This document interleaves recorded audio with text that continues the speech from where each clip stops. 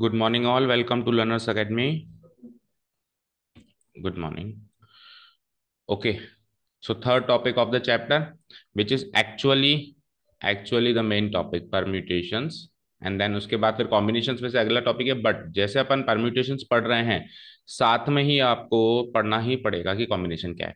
अगर अलग अलग पढ़ ली, बच्चे ये गलती करते हैं कि परम्यूटेशन अलग पढ़ते हैं, कॉम्बिनेशन अलग पढ़ते हैं, इसलिए जिंदगी भर कंफ्यूजन में रहते हैं ये था क्या वो। ओके, तो अपन डिटेल में तो नहीं पढ़ेंगे कॉम्बिनेशन अभी, क्योंकि फोर्थ एक्सरसाइज में आएगा। तो अभी अपन क्या करेंगे, परम्यूटेशन कॉम्बिनेशन को साथ में लेके पहले कुछ एग्जांपल लिखेंगे कि स्टार्ट करने से पहले मैं बता दूंगा परम्यूटेशन और कॉम्बिनेशन में डिफरेंस क्या है। ठीक है ना। तो सबसे पहला ही काम अपन एग्जांपल लेंगे और देखेंगे कि परम्यूटेशन क्या चीज है और कॉम्बिनेशन क्या चीज है, फिर अपन डेफिनेशन लेंगे। हालांकि कल अपन ने थोड़ा बहुत परम्यूटेशंस के बारे में इंट्रोडक्शन किया था, लिखा कुछ नहीं था। परम्यूटेशन यहाँ से स्टार्ट हो गया, एक्चुअली 7.2 से स्टार्ट हो गया, क्योंकि फैक्टोरियल जो अपन निकाल रहे थे, कल अपन निकाला था, वो परम्यूटेशंस का ही पार्ट है। Okay fine. तो आप लोगों ने हेडिंग डाल दी होगी परम्यूटेशन, तो let's start by taking an example. ध्यान से सुनिएगा। देखो बेटा, एक तो वर्ड होता है, एक तो चीज होती है सिलेक्शन। क्या होता है? सिलेक्शन। ध्यान से समझिएगा, बिल्कुल कान खोल के अच्छे से, कुछ भी मत लिखो, केवल वहां पे ध्यान दो। एक तो चीज होती है सिलेक्शन, ओके। एक चीज होती है अरेंजमेंट, एक चीज होती है अरेंजमेंट। अब सिलेक्शन और अरेंजमेंट में डिफरेंस देखो क्या है। देखो, फॉर एग्जाम्पल मेरे पास तीन लेटर्स हैं, ए बी सी। कितने लेटर्स हैं? तीन लेटर्स। मैंने कहा इन तीन लेटर्स में से कोई भी दो लेटर सेलेक्ट करो। Select any two letters, select any two letters. Fine, समझ में आ रहा है? तो आप दो लेटर सेलेक्ट करोगे, तो लेटर से आपने कौन कौन सेलेक्ट कर लिए? आपने ए और बी सेलेक्ट कर लिया। पहला तरीका। कितने तरीकों से सेलेक्ट कर सकते हो सोचो आप। आपने ए और बी सेलेक्ट कर लिया, पहला तरीका। ये पहला तरीका है सेलेक्ट करने का। दूसरा तरीका है, आपने किसको सेलेक्ट कर लिया? बी और सी को सेलेक्ट कर लिया। और तीसरा तरीका है, आपने ए और सी को सेलेक्ट कर लिया। मुझे बताओ, इसके अलावा और कोई तरीका है क्या? इसके अलावा और कोई तरीका है क्या?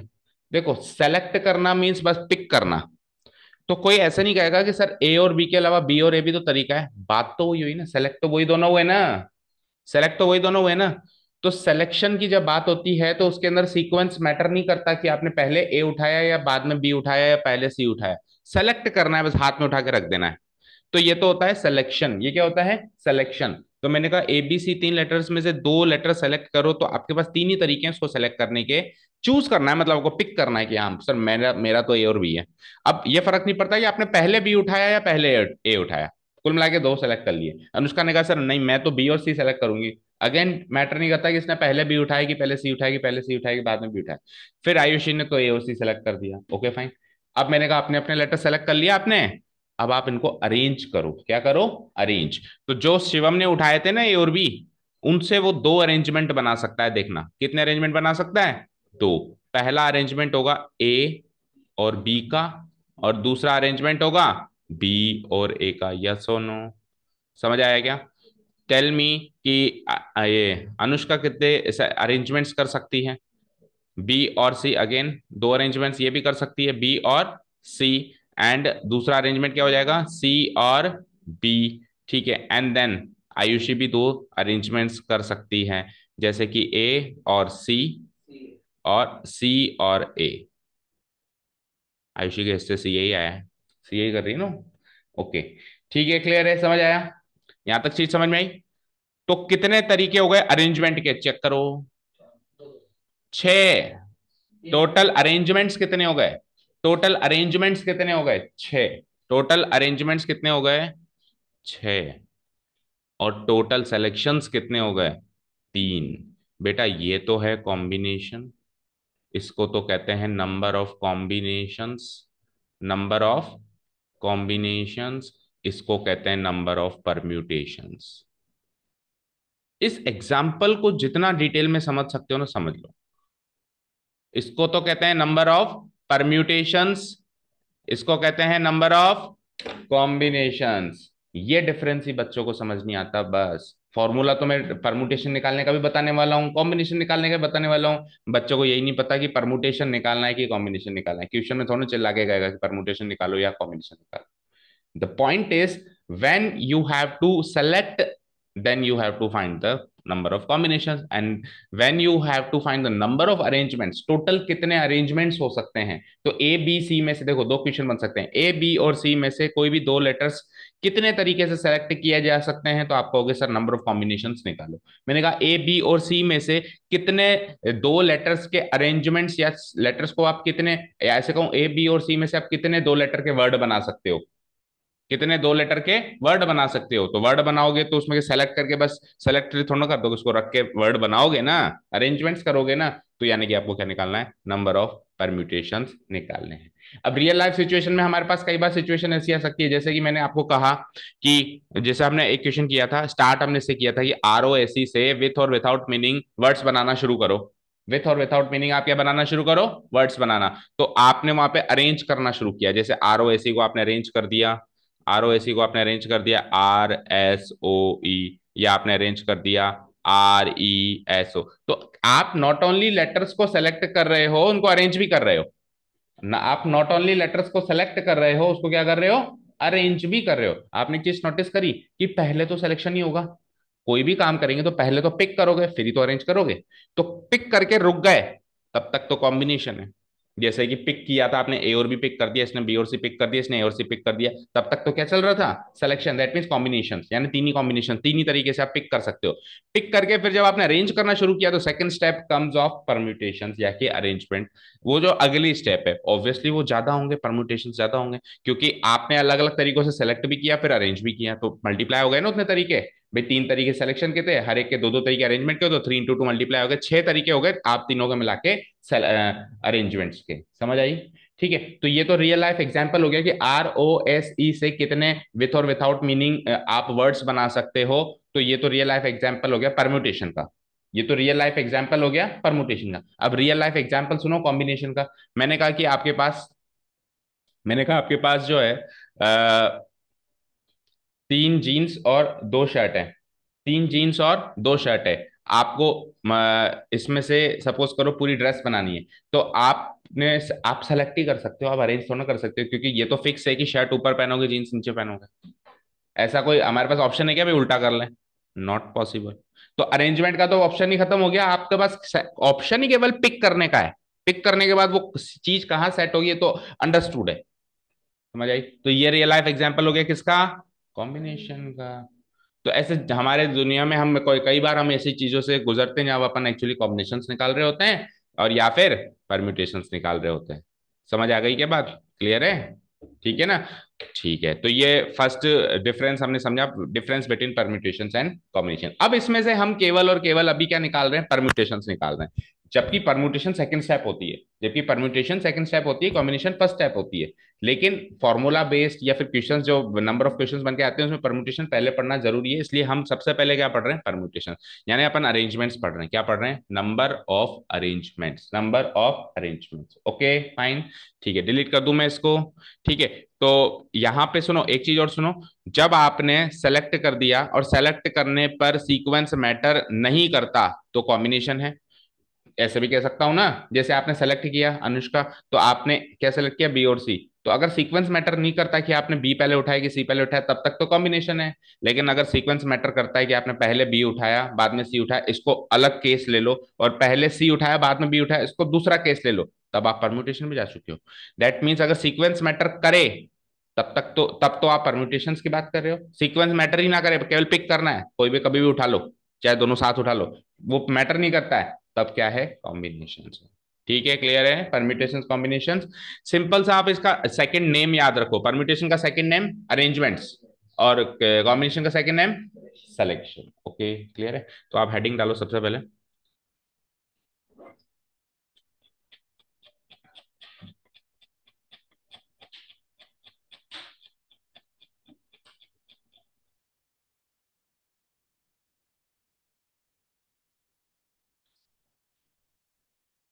देखो आप यहाँ लिखो परम्यूटेशंस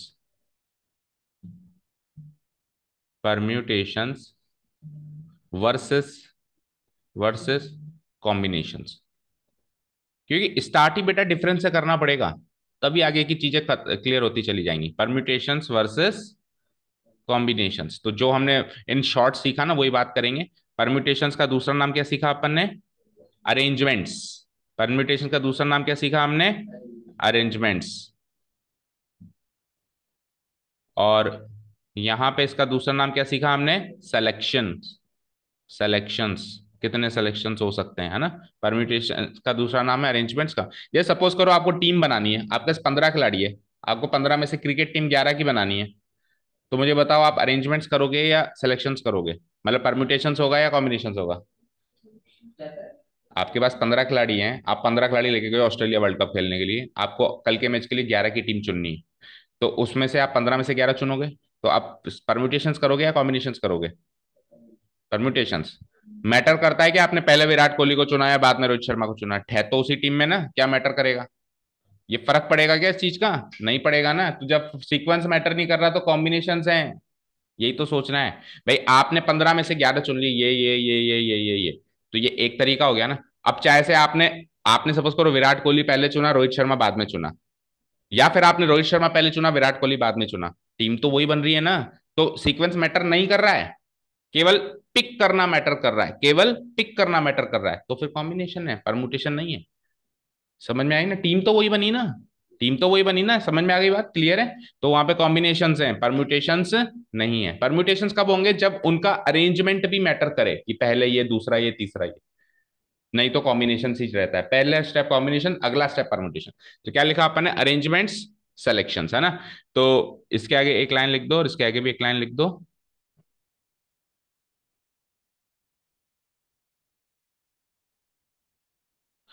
इसमें तो अपन क्या करते हैं? ओनली ओनली पिक करते हैं ना, only picking the objects, only picking the objects,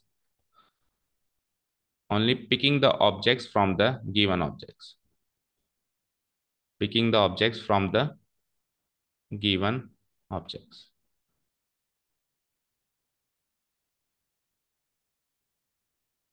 fine. इसके अंदर क्या करते हो? पिक करके फिर अरेंज भी करते हो, ठीक है ना। First picking the objects, first picking the objects,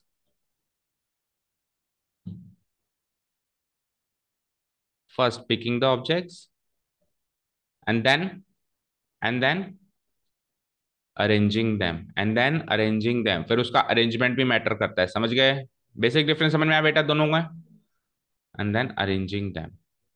तो ये तो है नंबर ऑफ अरेंजमेंट्स, ये है। तो ये बेसिक डिफरेंस है, हमने इस टॉपिक को स्टार्ट कर दिया। अब इसमें से पहला टॉपिक उठा लो, परम्यूटेशन, क्योंकि हमारा मेन मुद्दा तो क्या है? परम्यूटेशन। आ जाओ, परम्यूटेशंस। तो अपन एनसीईआरटी की डेफिनेशन से स्टार्ट करने वाले हैं चीजों को। कल फैक्टोरियल नोटेशन से पहले हमने एक डेफिनेशन देखी थी ना, और हमने कहा था इसको अभी के लिए स्किप करते हैं, नहीं तो ज्यादा कंफ्यूजन होगा, है ना। Permutations, okay.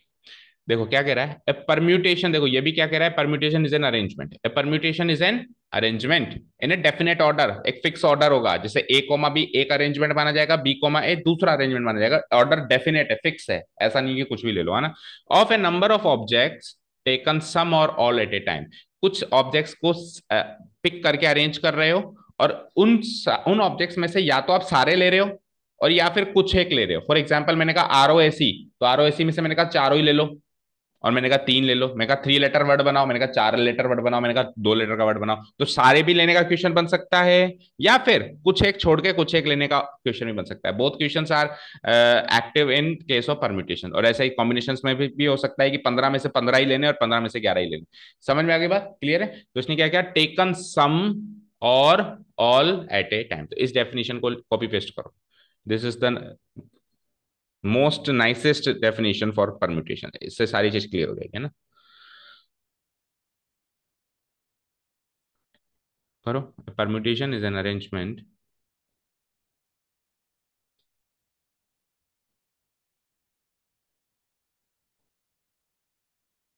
In a definite order of a number of objects. देखो मैं भी लिखूं, ए परम्यूटेशन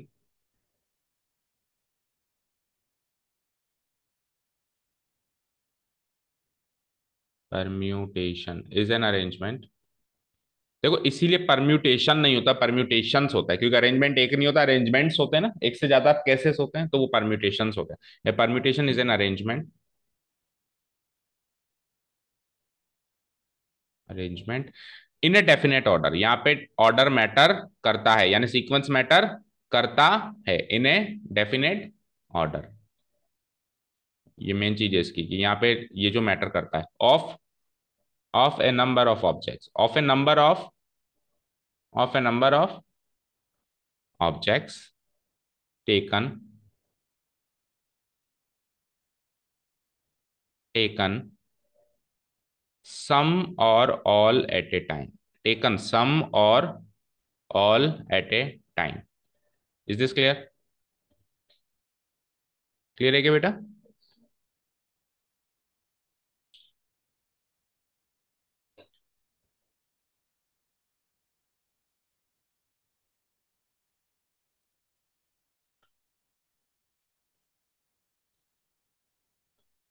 क्लियर है क्या? बोलो। अच्छा जी, अब सुनना ध्यान से। हम जो फंडामेंटल थ्योरम ऑफ मल्टीप्लिकेशन कर रहे थे ना स्टार्टिंग में, एक्चुअली अपन परम्यूटेशन से निकाल रहे थे। मैंने आपको वहां पे भी हिंट दिया था, एक्चुअली अपन क्या निकाल रहे थे? परम्यूटेशन से ही निकाल रहे थे। जैसे कि मैंने कहा था कि ये पांच ऑब्जेक्ट्स हैं, इनमें से तीन, जैसे पांच वर्ड है, उसमें से तीन लेटर का वर्ड चुनना है, तो कितने तरीके से अपन चुन सकते हैं? तो अपन ने क्या निकाला था? 5 into 4 into 3। बंद हो गया। ठीक है, हम क्या बात कर रहे थे कि जो अपन ने एक्सरसाइज वन में किया ना, multiplication theorem of, fundamental theorem of multiplication, वो एक्चुअली अपन नंबर ऑफ परम्यूटेशन से निकालते थे। ये बात एक्चुअली प्रूव हो जाएगी इसके फॉर्मूला से। अब ये तो परम्यूटेशन तो समझ गए, लेकिन इसको निकाले कैसे, इसका फॉर्मूला इंट्रोड्यूस करने वाला हूँ मैं, है ना। इससे पहले वाली एक्सरसाइज में, फैक्टोरियल वाली एक्सरसाइज में आखिरी एक फॉर्मूला आया था, याद है? वो एक्चुअली परम्यूटेशन निकालने का ही फॉर्मूला था, ठीक है ना। तो लिखिए, नेक्स्ट हेडिंग डालिए, formula, formula to find, formula to find permutations, formula to find permutations. ठीक है, तो यहाँ पे दो फॉर्मूला है हमारे पास, एक तो जब रेपिटेशन अलाउड हो, और एक जब रेपिटेशन अलाउड ना हो, ठीक है ना। तो फॉर्मूला टू फाइंड, अब देखो कई बार क्या होता है, क्वेश्चन ही ऐसा बना हुआ है उसमें से रेपिटेशन अलाउड नहीं होगा। जैसे हमने झंडे वाला क्वेश्चन किया था, सिग्नल वाला, तो ऑब्वियस बात है कि उसने कहा था एक के ऊपर एक झंडा लगाना है, तो रेपिटेशन अलाउड नहीं, क्योंकि एक बार लगा दिया तो उसको हटा नहीं सकते, नहीं सिग्नल बनेगा ही नहीं। तो वो चला चला के बार बार हर क्वेश्चन में नहीं कहेगा कि इसमें रेपिटेशन अलाउड है, इसमें नहीं है। कई बार खुद को समझना पड़ेगा, क्वेश्चन पढ़ के समझना पड़ेगा कि इसमें रेपिटेशन अलाउड है या फिर नहीं है। तो पहला केस लिखिए आप, when when repetition is not allowed। General case यही होता है, रेपिटेशन नॉट अलाउड वाला ही। और रेपिटेशन जब अलाउ कर देते हैं तो वो पर्टिकुलर केस होता है। किसी ने कहा ना कि परमुटेशन निकालने का फॉर्मूला बताओ, आप उसने बताया नहीं कि रेपिटेशन अलाउ वाला का बताना है कि रेपिटेशन नॉट अलाउड, तो जनरल केस क्या है? Repetition not allowed. General by default कौन सा केस मानेंगे हम? Repetition not allowed, when repetition is not allowed, when repetition is not allowed. ठीक है, तो लिखिए, the number of permutations, the number of permutations,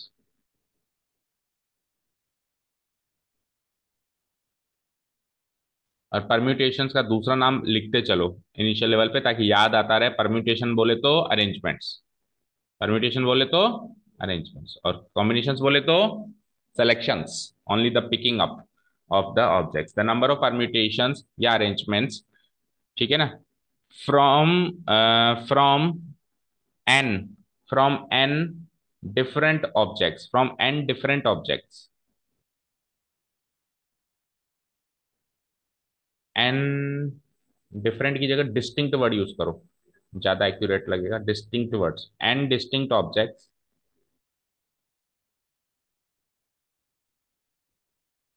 अब सुनो, अपन ने जब परम्यूटेशन की जनरल डेफिनेशन सीखी, तो अपन ने उसमें क्या करा कि उसमें से आप सारे भी उठा सकते हो और कुछ एक भी उठा सकते हो। तो कुछ एक उठाने वाला फॉर्मूला याद करो, उससे सारे का फॉर्मूला ऑटोमेटिक बन जाएगा, ठीक है ना।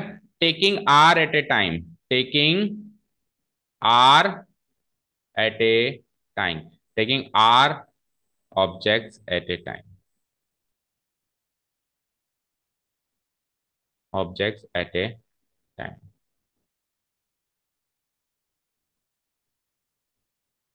ठीक है, यानी मेरे पास अवेलेबल कितने हैं, एन अलग अलग ऑब्जेक्ट्स मेरे पास अवेलेबल है।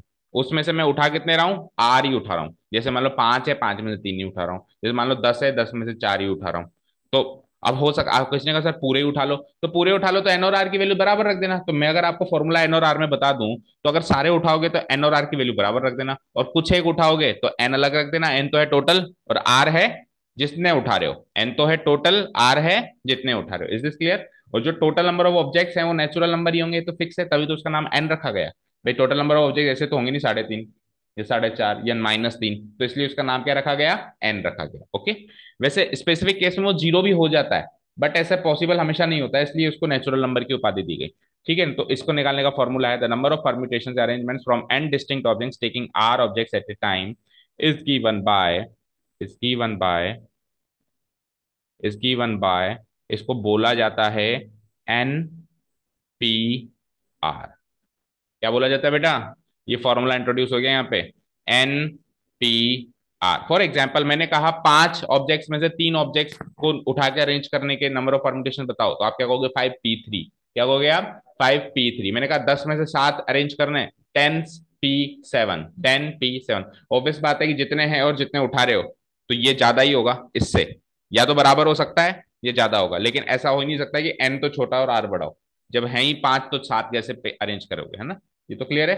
तो इज गिवन बाय एनपीआर, उसका फॉर्मूला बनता है बेटा, उसका फॉर्मूला बनता है N factorial divided by N minus are factorial. N factorial, अब फैक्टोरियल पढ़ा चुका हूं मैं, है ना? अब फैक्टोरियल पढ़ा चुका हूं, इसलिए ये परमुटेशन जो है बिना फैक्टोरियल के समझ नहीं आता, इसलिए पहले फैक्टोरियल पढ़ाया। N minus are factorial, this is the formula. करो इसको एक ब्रैकेट में पैक। ये पहला फॉर्मूला मिल गया अगली एक्सरसाइज को सॉल्व करने का, जिससे अगली एक्सरसाइज सॉल्व होने वाली है। कर दिया। अब एग्जाम्पल पे बाद में चलते हैं, लगे हाथ दूसरा केस भी ले लेते हैं जब रेपिटेशन अलाउड हो। दोनों साथ में लिख देते हैं ना। सेकंड केस डालो। अच्छा यहाँ पे ये भी लिख दो, एनपीआर लिख दिया। वेयर वेयर वेयर जो एन है वो तो एक नेचुरल नंबर रहेगा। Where N is a natural number लिखो। वेयर एन और आर दोनों ही नेचुरल नंबर रहेंगे, है ना? तो where N and R are natural numbers.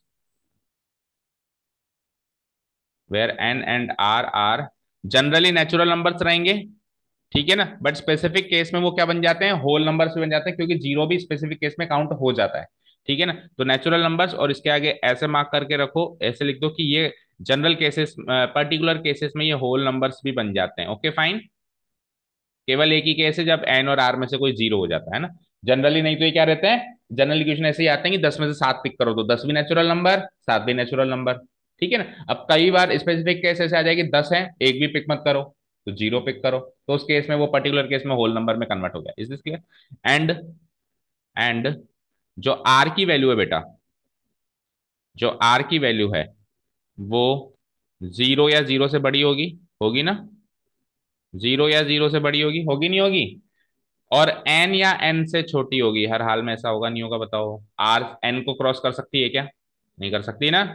और बराबर भी हो सकती है, जीरो के बराबर भी हो सकती है, सिमिलरली एन के भी वो बराबर भी बराबर तक जा सकती है, लेकिन एन को क्रॉस नहीं कर सकता। 10 ही है तो ज्यादा से ज्यादा 10 ही चुन सकते हो, 11 तो चुन नहीं सकते। ओके ना? और छोटी भी रह सकती है कि 10 में से 8 ही चुने। क्लियर है?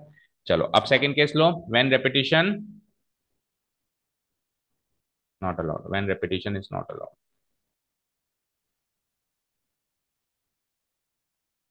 When repetition is not allowed. क्या क्या क्या? अच्छा नॉट वाला हो गया तो फिर अब allowed, yes yes, not allowed तो हो गया ना, जनरल केस नॉट अलाउड ही रहता है, और स्पेसिफिक केस रहता है रेपिटेशन अलाउड। कोई कुछ भी ना कहे तो हमको बाय डिफॉल्ट क्या मानना है कि रेपिटेशन अलाउड नहीं है। व्हेन रेपिटेशन इज अलाउड, लिखिए उसमें सेम टू सेम लिख दीजिए, the number of permutation arrangements from N different objects taking R objects at a time, और बस एक चीज एक्स्ट्रा में जोड़ दीजिए, when repetition is allowed, the number of permutations patience या फिर अरेंजमेंट्स बुक में क्या है, चीजें थोड़ी बिखेर बिखेर के दे रखी है इस चैप्टर में, ये चीज मैंने देखी। भाई बाकी चैप्टर में कितना क्लियरली दे रखा है ना, एनसीईआरटी में इसमें थोड़ा सा चीजों को बिखेर बिखेर के दिया है।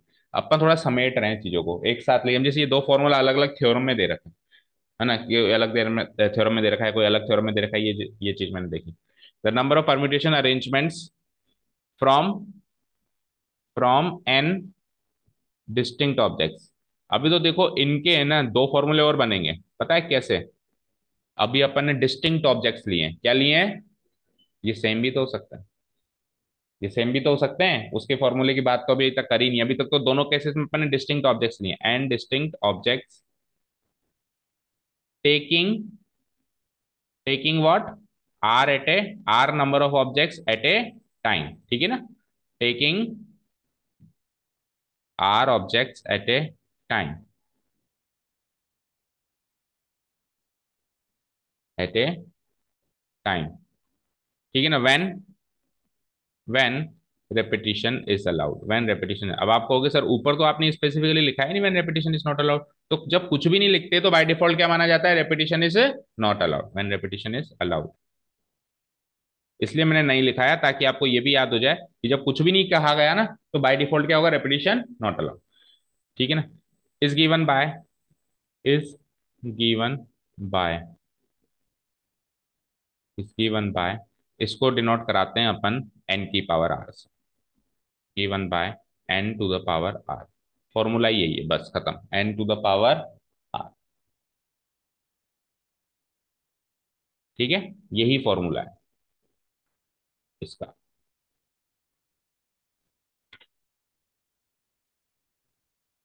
ठीक है, समझ आया? चलो, अब देखो एग्जाम्पल लो, इसको तो मैं कर देता हूँ सेव, दोनों एग्जाम्पल्स को अपन डिस्कस करते हैं।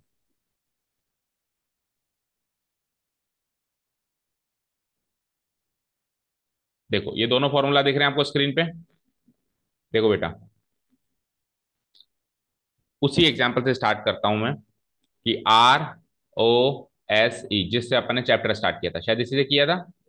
इसमें आपको विथ और विथआउट मीनिंग जो है वर्ड्स बनाने शुरू करने हैं। पहला केस है रेपिटेशन अलाउड नहीं है, दूसरा केस है रेपिटेशन अलाउड है। तो जब रेपिटेशन अलाउड नहीं, अच्छा इसमें अरेंजमेंट मैटर करेगा, क्योंकि वर्ड्स में आर ओ एस ई एक डिफरेंट वर्ड है, ओ एस आर ई एक डिफरेंट वर्ड है। जब ऐसा नहीं होता, अगर ऐसा नहीं होता कि आर ओ एस ई एक डिफरेंट वर्ड बनता और ओ एस आर ई एक डिफरेंट वर्ड बनता, ऐसा नहीं होता, मतलब दोनों सेम ही वर्ड माने जाते। जैसे अभी विराट कोहली पहले सेलेक्ट कर लिया, रोहित शर्मा बाद में सेलेक्ट कर लिया, या रोहित शर्मा पहले कर लिया, तो टीम एक ही बन रही है, इधर से भी वही टीम बन रही है, तो इधर तो मैटर नहीं कर रहा है, लेकिन इधर तो मैटर कर रहा है, इधर अरेंजमेंट मैटर कर रहा है, तो ये परम्यूटेशन है, वहां पे वो क्या बन जाता, कॉम्बिनेशन बन जाता। तो परम्यूटेशन में भी दो केस, एक तो रेपिटेशन नॉट अलाउड, एक तो रेपिटेशन नॉट अलाउड, और दूसरा, दूसरा बोलो, repetition allowed, repetition allowed, okay. देखो इधर फॉर्मूला क्या है, एन फैक्टोरियल दिख रहा होगा आपको थोड़ा बहुत, हल्का सा हाईलाइट कर देता हूं, इधर फॉर्मूला क्या है, N factorial divided by N minus R का फैक्टोरियल, उधर फॉर्मूला क्या है, N to the power R, ठीक है। दोनों फॉर्मूले क्लियर है? दो फोन कैसे आ गए? तेरा भी तूने चालू कर रखा है क्या वाईफाई वगैरह कुछ?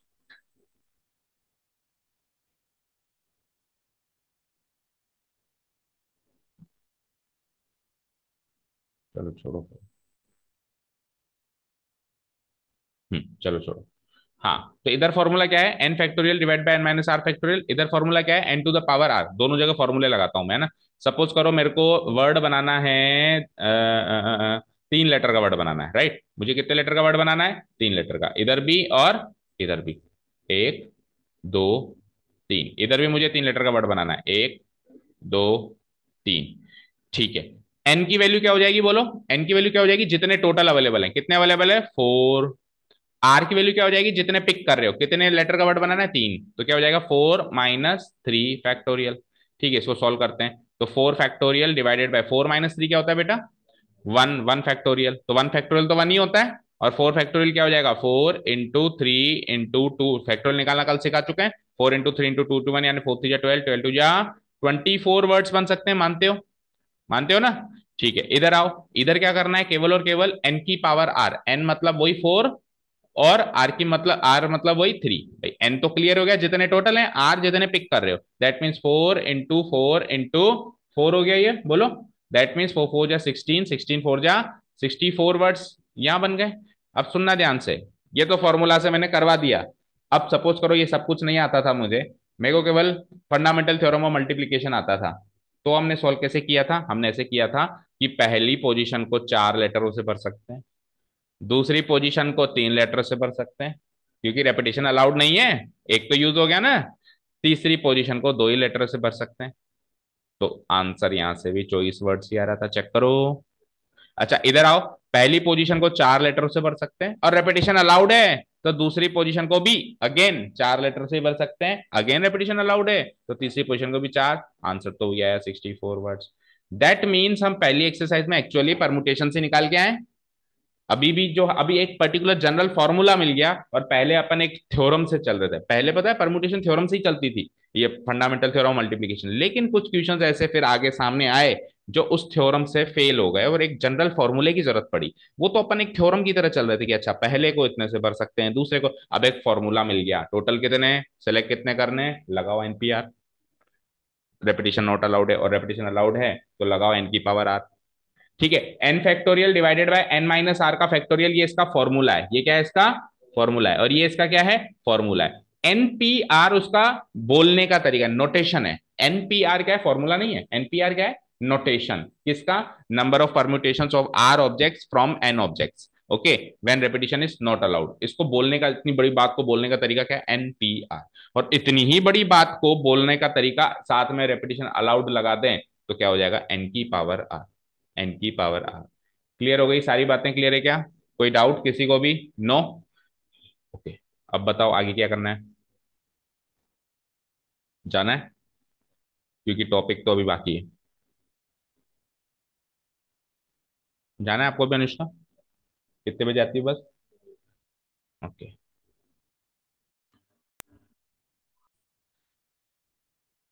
ओके देखो, till now what we have covered, just to revise, हमने परम्यूटेशन स्टार्ट किया है। Okay, permutation means the number of arrangements, कितने हम अरेंजमेंट्स कर सकते हैं। हमने उसको कॉम्बिनेशन से डिफर किया है, कॉम्बिनेशन से इसको कंपेयर किया है कि क्या डिफरेंस है। Combination means just to select, arrange, and permutation means selection के बाद अरेंजमेंट भी करना है, नॉट जस्ट सेलेक्ट, उसको अरेंज भी करना है ना। उसके एग्जाम्पल भी हमने देखे। ओके फाइन, उसके बाद फिर हमने देखा कि परम्यूटेशंस निकालते कैसे हैं। तो देखो परम्यूटेशंस जो हैं सीधा का सीधा फंडामेंटल थ्योरम ऑफ मल्टीप्लिकेशन से रिलेट करता है। हम परम्यूटेशंस के करीब करीब करीब करीब सारे क्वेश्चंस फंडामेंटल थ्योरम ऑफ उससे काउंटिंग से, मल्टीप्लिकेशन वाली काउंटिंग में भी दो थे ना, मल्टीप्लिकेशन एंड एडिशन। एडिशन तो रेयर यूज होता है, बाकी मल्टीप्लिकेशन वाली थ्योरम से हम जनरली सारे क्वेश्चन सॉल्व कर सकते हैं। बट क्या होता है, कुछ एक क्वेश्चन ऐसे हैं प्रोबेबिलिटी वाले चैप्टर में भी और इस चैप्टर में भी हैं, जो कि उस फंडामेंटल थ्योरम से समझ में अच्छे से नहीं आते या सॉल्व भी नहीं हो सकते हैं ना, कई बार कॉम्प्लिकेशन ज्यादा है, तो फिर इसलिए परम्यूटेशन का फॉर्मूला तो सीखना पड़ा है ना। अभी हालांकि अगले एक्सरसाइज में जितने भी क्वेश्चन है ना, करीब करीब मेरे हिसाब से 99% क्वेश्चन अपन एक्सरसाइज 7.1 वाले फंडा से सॉल्व कर लेंगे, बट क्योंकि इधर नया फॉर्मूला है तो इससे भी सॉल्व करेंगे। ओके, तो हमने सीखा कि दो चीजें हैं, जब रेपिटेशन अलाउ कर दे तब हमारे पास एक नंबर ऑफ परम्यूटेशन, यानी नंबर ऑफ परम्यूटेशन जब भी कहूं तो समझ लेना number of arrangements, number of arrangements निकालने का तरीका क्या है? एनपीआर, जिसको डिफाइन ऐसे किया, n factorial divided by N minus are factorial. And the second case when repetition is allowed, जब उसको रिपीट करना बार बार अलाउ कर दिया हमने, तो व्हेन रेपिटेशन इज अलाउड तो फॉर्मूला बन गया n to the power r. ये टिल नाउ हमने सीखा है। ओके, आपकी बुक में 3 थ्योरम गिवन है इस एक्सरसाइज से पहले, है ना। देखो वो 3 थ्योरम क्या है एक्चुअली, बताए क्या है? एक्चुअली ये है कि जो क्वेश्चन है ना, क्वेश्चन फॉर्मेट है ना, जो एक्सरसाइज 7.3 में और फर्दर इस चैप्टर में भी है, तो उसमें क्या है, ये एक्चुअली ये टेक्निक्स हैं, इनको ऐसे रीड करो कि ये कोई है ना फॉर्मूला नहीं है, इसको एक टेक्निक की तरह रीड करो, है ना। नंबर ऑफ अरेंजमेंट्स निकालने के ये तरीके हैं, नंबर ऑफ अरेंजमेंट निकालने के ये तरीके हैं। जैसे repetition is not allowed to मिला ना एनपीआर, उसको मानो ये एक मेथड है निकालने का। ओके, जब रेपिटेशन अलाउ कर दे तो आप मेथड चेंज कर दोगे। What you will do, you will change your method. इसको फॉर्मूला की तरह रीड करोगे ना अगर, तो गलती करोगे। बताए क्यों? क्योंकि फॉर्मूला तो वो होता है, फॉर्मूला तो वो होता है जो हमेशा लगे, फॉर्मूला तो वो होता है जो हमेशा लगे। बट यहाँ पे ये हमेशा नहीं लगेगा, बहुत सारे क्वेश्चंस में नहीं लगेगा, अभी कुछ चेंजेस हो जाएंगे तो ये नहीं लगेगा फिर। तो इसको एक मेथड की तरह ट्रीट करो। मेथड क्या होता है, जो थोड़ा सा स्लाइटली अगर चेंजेस हो जाता है तो अपन अपना मेथड चेंज कर देते हैं काम करने का। फॉर एग्जाम्पल सपोज करो अभी हमारी क्लास 5:30 की, 5:30 में आप लोग आए लेट, लाइट चली गई, तो अब अपने को क्या करना है, थोड़ा सा मेथड चेंज करना है। थोड़ा सा मेथड चेंज करना पड़ेगा ना, उस दिन चेंज करना पड़ेगा, कुछ थोड़ा सा क्विक पढ़ाना पड़ेगा या जो भी है अपन चेंज करेंगे या छुट्टी रख देंगे। तो ये क्या हुआ, ये मेथड चेंज हो गया ना। कई बार सिचुएशन ऐसी आ जाती है तो अपन अपनी जो काम रेगुलर तरीके से करते हैं उसको हट के दूसरे तरीके से करने लग जाते हैं। तो इसको इसकी तरह ट्रीट करो कि एनपीआर एक मेथड है, वो जनरली कब यूज करते हैं, जब रेपिटेशन नॉट अलाउड हो। N to the power r दूसरा मेथड है, ये कब यूज करते हैं, जब रेपिटेशन अलाउ हो। अब एक तीसरा, अब आपकी बुक में ये दो थ्योरम के रूप में गिवन है, वो पहला थ्योरम, ये दूसरा थ्योरम ऐसे गिवन है ना, थ्योरम नंबर 1, थ्योरम नंबर 2, और एक तीसरा थ्योरम और है। तो अब आप उसको वापस थ्योरम की नजरिए से या फॉर्मूला के नजरिए से ना देखें, अब आप सोचो तीसरा मेथड। तीसरा मेथड पता है कब आएगा, जब सिचुएशन फिर चेंज हो जाएगी। रेपिटेशन अलाउड वाला केस ना लेके, रेपिटेशन नॉट अलाउड वाला केस ना लेके, कोई तीसरी सिचुएशन क्रिएट हो गई। अब क्या करेंगे, वापस मेथड चेंज करेंगे। अब क्या करेंगे, वापस मेथड चेंज करेंगे। तो वो सिचुएशन बता रहा हूँ भाई, ऐसी सिचुएशन हो जाए तो क्या करना है ना। तो नेक्स्ट नोट डाउन करो, इतना नोट डाउन कर लिया ना आपने बेटा, सभी ने। हम्म।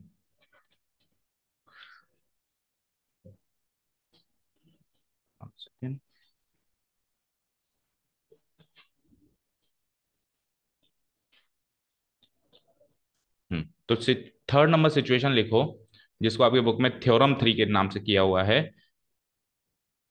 When when when objects are alike, when some objects are alike. अब एक एग्जाम्पल से स्टार्ट करूंगा मैं, इसको मैं क्या करूंगा, एक एग्जाम्पल से स्टार्ट करेंगे। When some objects are alike, okay, समझ में आया, सिचुएशन समझ में आई। अब मेथड चेंज करना पड़ेगा। क्या हुआ, कुछ ऑब्जेक्ट्स एक जैसे निकल गए, कुछ ऑब्जेक्ट्स एक जैसे निकल गए। फॉर एग्जाम्पल सिचुएशन कंसिडर करना है ना, सोचना, अज्यूम करना। हमने जब ये चैप्टर स्टार्ट किया था तो हमने इस एग्जाम्पल से स्टार्ट किया था, ROSE, राइट। तो हमने देखा कि इससे कितने वर्ड्स बना सकते हैं अपन, इन 4 लेटर की मदद से हम कितने वर्ड्स बना सकते हैं, इससे अपन ने ये चैप्टर शुरू किया था, याद है। तो हमने क्या देखा कि ये पहली पोजीशन, ये दूसरी पोजीशन, ये तीसरी पोजीशन और ये चौथी पोजीशन। पहली पोजीशन को आप 4 अलग अलग तरीकों से भर सकते हो, दूसरी पोजीशन को आप 3 अलग अलग तरीकों से भर सकते हो। When repetition is not allowed की बात कर रहा हूँ, हाल फिलहाल में किसकी बात कर रहा हूँ, when repetition is not allowed. इसको मैं कितने तरीकों से भर सकता हूँ, 2 तरीकों से भर सकता हूँ। और इसको मैं कितने तरीकों से भर सकता हूँ, एक तरीके से ही भर सकता हूँ, ये आखिरी बचेगा।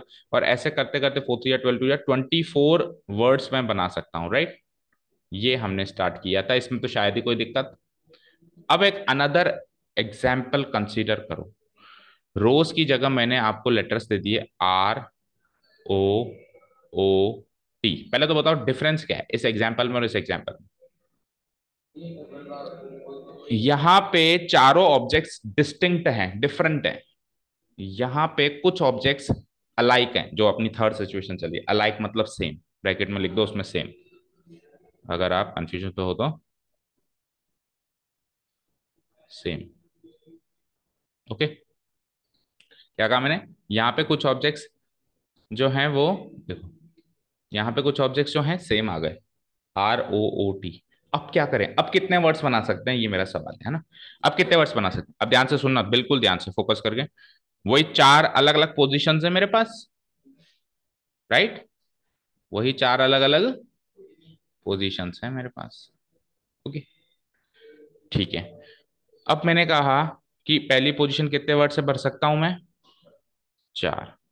दूसरी पोजीशन कितने वर्ड से भर सकता हूं मैं, 3। तीसरी वही 2, चौथी वही 1, सेम टू सेम वैसा का वैसा ही चल रहा है ना। बट अब क्या होगा, ध्यान से सुनना, यानी वही चॉइस वर्ड्स आ गए। लेकिन इन चॉइस वर्ड्स में से अब इधर जो चॉइस वर्ड्स बनेंगे, उसमें देखो सपोज करो जैसे एक वर्ड बन गया रोज, एक वर्ड बन गया ORSE, ऐसे चॉइस वर्ड्स अलग अलग बन जाएंगे ना, OESR, OERS, फिर OESR। ऐसे क्या हो जाएंगे, विथ और विथआउट मीनिंग चॉइस वर्ड्स बन जाएंगे, यहां पर भी बनना शुरू होंगे। तो यहां पर जब बनना शुरू होंगे, ध्यान से सुनना, यहाँ ध्यान से सुनना, तो एक वर्ड ऐसा बना होगा, देखना ध्यान से, आर ओ ओ टी। अब ये दो ओ हैं एक जैसे, तो अब जैसे आप इधर उधर अरेंज कर रहे हो, तो अब इस ओ को इधर लगाओ और इस ओ को इधर लगाओ, तो दोबारा यही वर्ड बनेगा नहीं बनेगा, सोच के बताओ भाई।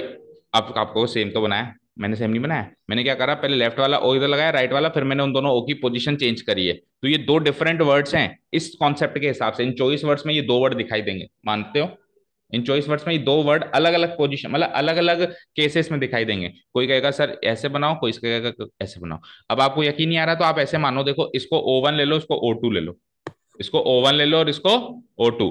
तो मान लो ये O1 है, ये O2 है, अब चेंज हो चुका है, ये O2 है और ये चेंज हो चुका है। तो जब O1 O2 ले रहे हैं तब तो ये दो डिफरेंट वर्ड्स की तरह दिखाई दे रहे हैं, आर O1 O2 टी और R O2 O1 T. But actually O1 O2 तो हमने लिया है ना, एक्चुअली तो बस O है, एक्चुअली तो बस O है।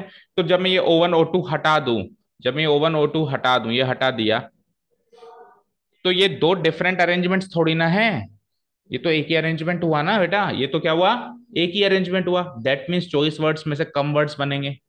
चॉइस वर्ड से कितने वर्ड्स, जैसे अब ये तो दो वर्ड हो गए, तो ये एक वर्ड हटाओ। अगर आप रूट ये वाला काउंट कर रहे हो तो ये वाला मत काउंट करो, रूट ये वाला काउंट कर रहे हो तो रूट वाला मत काउंट करो। तो आप कहोगे सर ये एक वर्ड तो ये हटाओ, देखो 23 वर्ड ही मानो। तो ऐसे तो और भी हो सकते हैं, मान लो ये डबल ओ लास्ट में आ जाए, तो डबल ओ लास्ट के भी दो केसेस, समझ गए? तो एक्चुअली एक्चुअली हम क्या करेंगे, ये जितने भी वर्ड्स सेम आ रहे हैं ना, इससे उनको डिवाइड करेंगे। एक्चुअली 12 ही वर्ड्स बनेंगे। एक्चुअली कितने वर्ड्स बनेंगे, 12। तो फॉर्मूला पता है क्या होगा, इसको, ये जो 24 वर्ड्स है ना, इसको मुझे डिवाइड करना पड़ेगा 2 फैक्टोरियल से। अब 2 फैक्टोरियल क्यों किया आपने, क्योंकि दो वर्ड्स ऐसे, या दो लेटर्स कर, मैं वर्ड्स वर्ड्स कह रहा हूँ, तो जैसे दो लेटर्स हैं जो अलाइक हैं। अगर 3 होते तो 3 फैक्टोरियल से करते, अगर 4 होते तो 4 फैक्टोरियल से करते। 2 फैक्टोरियल क्यों किया, क्योंकि दो लेटर्स को आप दो डिफरेंट, 2 फैक्टोरियल वैसे ही तो अरेंज कर सकते हो। दो लेटर्स को कितने फैक्टोरियल वेज से अरेंज कर सकते हो, 2 फैक्टोरियल वेज से अरेंज कर सकते हो। तो वो जितने वेज से आपने ओ ओ को अरेंज किया, उतने वेज से डिवाइड करा इस टोटल नंबर ऑफ वेज को। क्योंकि ये ओ ओ इधर भी आ सकता है, ये ओ ओ इधर भी आ सकता है, ये ओ ओ इधर भी आ सकता है, ये ओ ओ इधर भी आ सकता है। समझ में आ गई बात, क्लियर है? ठीक है। तो ये है हमारी थ्योरम नंबर 3। तो आप थ्योरम व्योरम मत याद करो, आप तो सोचो केस चेंज हो गया, सिचुएशन चेंज हो गई, कुछ ऑब्जेक्ट्स अलाइक मिल गए। तो सिंपल सी बात है, जो भी ऑब्जेक्ट्स अलाइक मिले उतने फैक्टोरियल वेज से आप उसको, उस जो आपका पहले आंसर आ रहा था, पहले आपका जो आंसर आ रहा था वो आप समझ रहे हो। अब वो पहले आंसर देखो, रेपिटेशन अलाउ में भी हो सकता है, रेपिटेशन नॉट अलाउड में भी हो सकता है। आप तो पहले अलाइक वाला सिचुएशन को बिल्कुल भूल जाओ, और आप जनरली जैसे सॉल्व करते हो ना, रेपिटेशन अलाउ में जो फॉर्मूला लगाते हो वो लगा दो, रेपिटेशन नॉट अलाउ में जो फॉर्मूला लगाते हो वो लगा दो, लगा दिया। अब आप चेक करो कुछ अलाइक है क्या, उतने फैक्टोरियल से डिवाइड करा दो। यानी पहले वाली चीजें तो चलेंगी चलेंगी, और ये सिचुएशन और चेंज हो गई, तो इससे आप कर दोगे उसको divide. Is this clear? Clear है? बोलो क्लियर है, नहीं आई समझ में? नहीं आई? पहले तो आप वही NP_R या N⁻⁴ का फॉर्मूला लगाओगे सिचुएशन के, इस इसके जैसे रोज में लगाया था ना, जैसे रोज में लगाया था, आपने क्या करा था इधर, ये एक्चुअली आपने बताया कौन सा फॉर्मूला लगाया यहाँ पे, बताओ, NP_R का ही तो फॉर्मूला लगाया, ये आपने NP_R का ही फॉर्मूला लगाया है, क्योंकि रेपिटेशन नॉट अलाउड है ना। तो मल्टीप्लीकेशन, फंडामेंटल थ्योरम मल्टीप्लीकेशन से ये फॉर्मूला बन रहा है, और परमुटेशन वाले फॉर्मूला से वो फॉर्मूला, दोनों से चॉइस आंसर आएगा। अभी अपन करके देख लेंगे। तो लगा दिया ना, सही है। अब इसमें तो कोई कॉम्प्लिकेशन नहीं, ऐसा कैसे इधर भी लगा दिया, सही है। लेकिन इधर नजर गई यार, दो सेम है, तो जो भी आपका उस फॉर्मूला से आंसर आ रहा है उसको उतने फैक्टोरियल बेस से डिवाइड कर दो, दैट्स इट। क्लियर है? क्लियर है, अभी सारी बातें क्लियर है। चलो अब लिखते हैं पहले कुछ, और फिर सीधे चलते हैं एग्जाम्पल से। बस 3 ही थ्योरम है, या मैं तो थ्योरम नहीं कहूंगा, मैं तो कहूंगा 3 सिचुएशंस हैं जिसमें अपन नंबर ऑफ अरेंजमेंट्स निकाल रहे हैं, है ना। उसके बाद सीधे अपन एक्सरसाइज पे चल सकते हैं, एग्जाम्पल्स पे चलेंगे, एक्सरसाइज पे अभी अपन डिसाइड कर लेते हैं। मैं तो कहूंगा सीधे चलो एक्सरसाइज पे देखते हैं, चलो एक बार पहले लिख लेते हैं ना, या कोई बात नहीं एग्जाम्पल्स करा देंगे क्योंकि एग्जाम्पल्स इसके अच्छे हैं, मैं देखे थे। When some objects are alike या सेम, तो आपकी बुक में बता देता हूँ ये चीज क्या है, बुक से रिलेट करते हुए चलना। देखो, permutations when all the objects are not distinct, permutations when all the objects are not distinct. तो इसने देखो कोई फॉर्मूला नहीं बताया यहाँ पे, और फॉर्मूला है भी नहीं, इसने कुछ फॉर्मूला नहीं बताया। उसने तो क्या कहा, जैसे ये वाला केस लिया, देखो 2 फैक्टोरियल से इसको डिवाइड करा दिया, ठीक है ना। नेक्स्ट एग्जाम्पल देखो, नेक्स्ट एग्जाम्पल देखो, इसने बिल्कुल ऐसे अच्छे से टेबल बना के बताइए। देखो जो इधर देखो, जो पहला ओ है वो पहला इधर आया, जो दूसरा ओ है इधर आया, और जैसे इन्होंने सिचुएशन चेंज करी, तो ये हमको O1 O2 जब ले रहा था तब तो दो अलग अलग वर्ड्स थे, लेकिन एक्चुअली तो ये दोनों मिला के एक ही वर्ड है ना। सिमिलरली ये दो वर्ड्स का भी एक ही वर्ड है, तो हर दो वर्ड्स के एक एक वर्ड है, तो जस्ट आधे हो गए वर्ड्स। हर दो वर्ड्स के एक ही वर्ड है, जैसे R O1 O2 T और R O2 O1 T, ये तो तब है जब मैं ओ को, दोनों ओ को अलग अलग मान रहा हूँ, O1 और O2, लेकिन है तो वो O1 O2 था, नहीं तो ओ है। तो एक्चुअली जब मैं अरेंजमेंट्स बनाऊंगा तो क्या हो जाएंगे ये, इन दो रूट, ये वाले दो वर्ड्स जो हैं ये एक्चुअली एक ही अरेंजमेंट काउंट होगा ना। मैंने शिवम को बोला बेटा इनके अरेंज करके बता, अब अरेंज शिवम ने क्या करा कि इसमें R O1 O2 T एक अरेंजमेंट बनाया, और R O2 O1 T दूसरा अरेंजमेंट बनाया। ये तो O1 O2 उसने तो कब यूज किया, जब ताकि वो अलग अलग कर सके, लेकिन जब अलग अलग उसने बना लिए तो उसने क्या करा, चुपके से इसको मिटा दिया, क्योंकि ये तो सर ने थोड़ा ना दे रखे हैं, ये तो मैंने अपनी सहूलियत के लिए लगाए थे। तो जैसे ही हटाया ना तो शिव ने देखा ये तो दो सेम ही वर्ड्स बन गए। तो सर कहेंगे कि दो बार क्यों बना रखा है एक अरेंजमेंट, दो बार थोड़ा बना सकते हैं एक अरेंजमेंट, तो एक अरेंजमेंट है। तो उनमें से एक अरेंजमेंट ही काउंट होगा, मैं कहूंगा एक ही काउंट होगा भाई, दो क्यों काउंट होंगे ये। तो ऐसे हर दो में एक वर्ड ही काउंट हो रहा है ना। इसीलिए एक्चुअली जो नंबर ऑफ अरेंजमेंट्स है वो जस्ट हाफ हो गया। अगली स्क्रीन पे देखो, जैसे O1 O2 यहाँ है, O2 O1 यहाँ है, तो ये ROTO बन रहा है, जो वर्ड बन रहा है इधर से भी और इधर से भी, ये भी एक ही काउंट होगा, ये भी एक ही काउंट होगा। तो इस तरीके से ये 12 डिफरेंट अरेंजमेंट्स के जो चॉइस वर्ड्स बनने चाहिए थे, अगर ये अलग अलग होते, अभी आज की तारीख में 12 ही वर्ड्स बनते हैं। क्लियर है? ठीक है ना। ओके। कोई कैसा तीन अलग अलग ऑब्जेक्ट सेम हो गए तो, या ऐसे भी हो सकता है OO TT, ओ भी आ गए और टीटी भी आ गए, ठीक है ना। तो उसके लिए क्या, टू फैक्टोरियल से दो बार डिवाइड कर दो। ओ आ गए तो टू फैक्टोरियल से डिवाइड कर रहे थे, टीटी फिर से आ गया, या O O TTT, O O TTT। अब ओ के चक्कर में तो दो फैक्टोरियल से डिवाइड होगा, और TTT के चक्कर में थ्री फैक्टोरियल से डिवाइड होगा, ठीक है फाइन। तो देखो थ्योरम नंबर 3 और 4, एक्चुअली दो थ्योरम दे रखी है, क्योंकि इसी को जरूरत नहीं है। देखो क्या कह रहा है, the number of permutations of n objects where p objects are of the same kind and rest are all different, है ना। पी ऑब्जेक्ट्स तो सेम काइंड के और बाकी सब डिफरेंट है, तो जो भी आप आंसर कर रहे थे एन फैक्टोरियल ही कर रहे थे पहले आप, है ना। पहले आप क्या कर रहे थे, इसको एन फैक्टोरियल कर रहे थे। किसी ने कहा सर कैसे कर रहे थे, देखो मेरी बात सुनो, हम ये कर रहे थे NPR। अब जब आपको कहता है कि चार में से तीन वर्ड्स उठाओ, चार में से दो वर्ड्स उठाओ, चार में से, तो आप आर की वैल्यू वो ले लेते हो। लेकिन आपको जब कुछ भी नहीं कहता है, तो अंडरस्टूड होता है कि सारे के सारे वर्ड्स उठाने। अंडरस्टूड क्या होता है कि सारे के सारे वर्ड्स उठाने। तो आप क्या करते हो, इस आर की जगह भी एन लगा देते हो, क्योंकि सारे ही उठाने। अब इसको फॉर्मूला में जब आप लगाओगे तो n factorial divided by N minus r होता था, तो अभी क्या होगा, एन माइनस एन होगा, बोलो। तो n factorial divided by N minus n क्या होता है, जीरो फैक्टोरियल। जीरो फैक्टोरियल क्या होता है, वन। तो n factorial divided by one यानी कि एन फैक्टोरियल। तो एक्चुअली जो आंसर है वो एन फैक्टोरियल आ रहा है। होता तो NPR था, बट सारे के सारे उठाओगे तो वो आंसर ऑटोमेटिकली सॉल्व होके क्या आ जाएगा, एन फैक्टोरियल। तो आप इसको डायरेक्ट याद कर सकते हो कि जब सारे में से सारे ही उठाएंगे, है ना, तो NPR फॉर्मूला कन्वर्ट होके एन फैक्टोरियल में ही कन्वर्ट हो जाएगा। अब सीधा भी लगा सकते हो। और डिवाइड किससे करा दिया आपने इसको, पी फैक्टोरियल से। क्यों पी फैक्टोरियल से इसलिए कराया क्योंकि पी ऑब्जेक्ट्स जो हैं वो सेम हैं, सेम काइंड के हैं।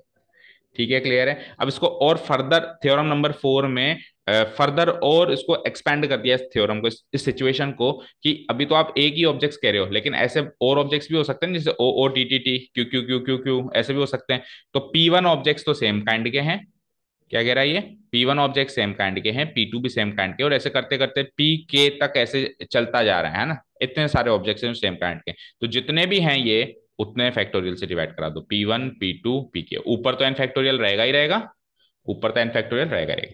ठीक है, क्लियर है, समझ आया। अच्छा, फिर इस थ्योरम को चलने से पहले अपन इस चीज को भी लिख लेते हैं, क्या, कि अगर NPR में R और N बराबर हो जाए तो इसका आंसर शॉर्ट होके केवल एन फैक्टोरियल ही रह जाता है। ओके, इसका आंसर शॉर्ट होके क्या रह जाता है, केवल और केवल एन फैक्टोरियल। तो इस चीज को अपन को उसी सिचुएशन में कहीं ना कहीं ऐड करना पड़ेगा। कहाँ, उन्हीं दोनों थ्योरम में। देखो कहाँ लिखूं मैं इसको, आपके आपने स्पेस छोड़ रखा है थोड़ा सा। हम्म, क्योंकि उधर ही लिखेंगे तो ही सही रहेगा।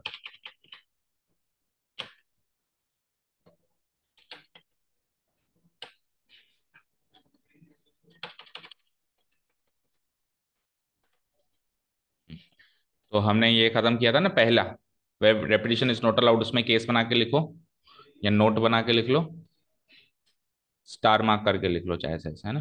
पहला स्टार मार्क है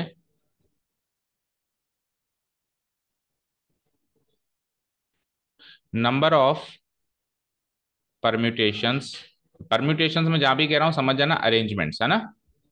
number of permutations of n different objects, अभी तक अपन डिफरेंट की बात कर रहे हैं, अलाइक की बात अब नीचे करेंगे, चलो। Of n different objects taken all at a time, taken all सारे उठा लिए, बोलो सारे ही उठा लिए मैंने ना, taken all at a time is given bye, और जब आपको कुछ भी ना गिवन हो तो बाय डिफॉल्ट क्या मानोगे, ये वाला केस मानोगे, ऑल एट ए टाइम वाला ही, ठीक है ना। Is given by, is given by n P r तो होता ही था, राइट, आर की जगह सारे के सारे उठा लिए तो क्या हो गया, एन पी एन हो गया, क्या हो गया ये, एन पी एन हो गया। फिर इसको फॉर्मूला में हमने तोड़ा, तो n factorial divided by N minus n factorial, तो फिर ये फर्दर टूट के हो गया n factorial divided by N minus n क्या होता है, जीरो फैक्टोरियल। फिर ये फर्दर टूट के हो गया n factorial divided by zero factorial क्या होता है, वन। और फाइनली वन से डिवाइड करेंगे तो आंसर फाइनली क्या आ गया मेरा, एन फैक्टोरियल ही आ गया।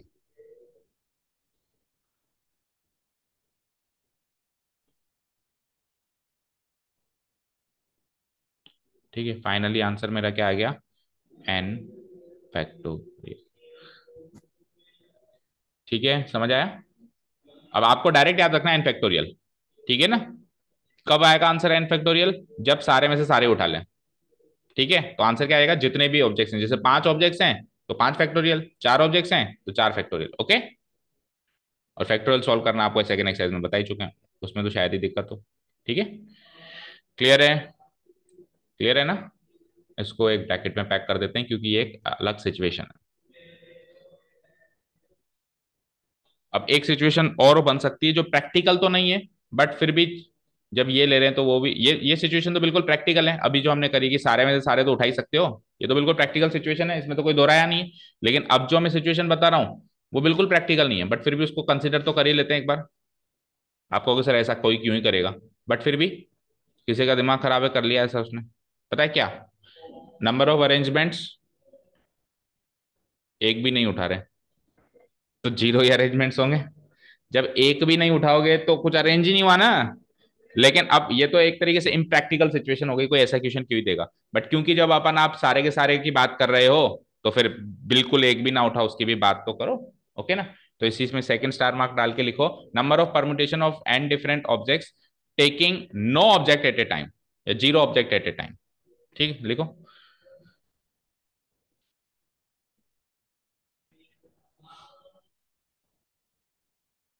Number of permutations of n different objects, number of permutations of n different objects. ये सारी बातें एक्चुअली कल ही बताने की थी, लेकिन कल की क्लास पूरी डिस्टर्ब तरीके से रही, कुछ समझ ही नहीं आया क्या बताएं क्या छोड़ें। And different objects taken no object at a time, taken no object at a time, कोई भी ऑब्जेक्ट नहीं उठा रहा है ना। ये पहली वाले जो थ्योरम है ना, या पहला वाला जो सिचुएशन है उसी के दो स्पेशल केस हैं, सारे उठा लें या एक भी ना उठा, ठीक है ना। ओके, ठीक है, यहाँ पे नो ऑब्जेक्ट को मैं अंडरलाइन कर देता हूँ, और वहां पे पहले सिचुएशन में all, all at a time, है ना। Is given by, is given bye, अब देखो इसमें हमको अंडरस्टूड तो हो गया कि आंसर तो जीरो ही आना है, क्योंकि कोई ऑब्जेक्ट ही नहीं उठा रहे हो सर आप, आंसर तो क्या आना है, जीरो ही आना है।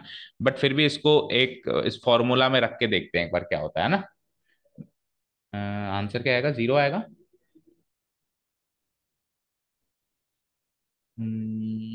आंसर जीरो नहीं आएगा, taken no object at a time, है ना, यानी कि एन पी जीरो।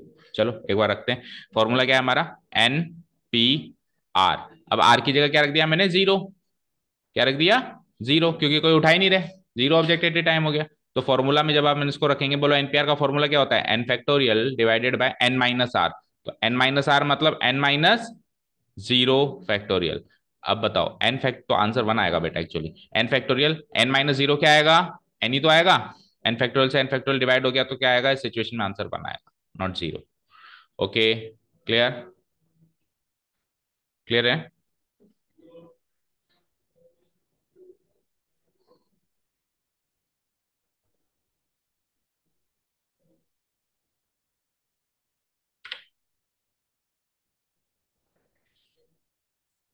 ठीक है, चले आगे।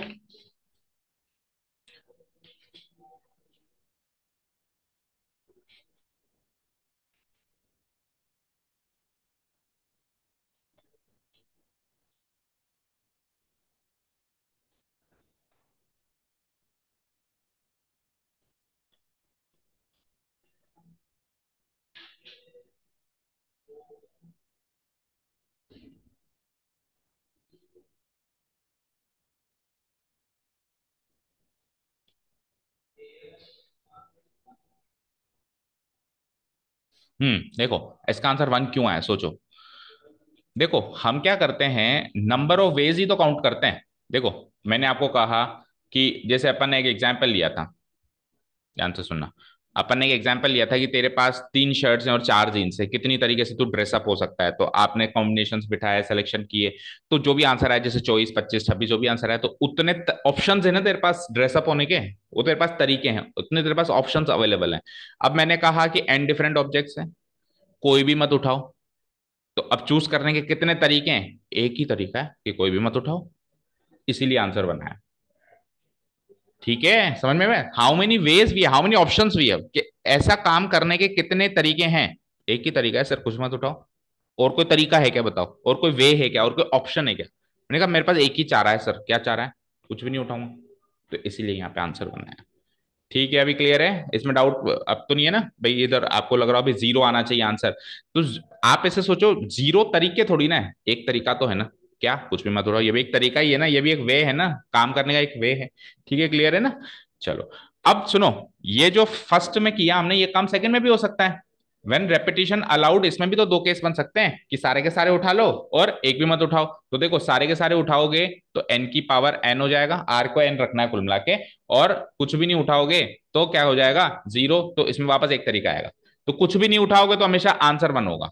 चाहे से रेपिटेशन नॉट अलाउड वाले फॉर्मूला में पुटअप करो, चाहे से रेपिटेशन अलाउड वाले फॉर्मूला में पुटअप करो, एन की पावर जीरो यहाँ पे वन हो जाएगा। और उसमें अगर सारे के सारे उठा रहे हैं तो वहां पे क्या आ जाएगा आंसर, एन फैक्टोरियल, और यहाँ पे क्या आंसर आ जाएगा, n to the power N.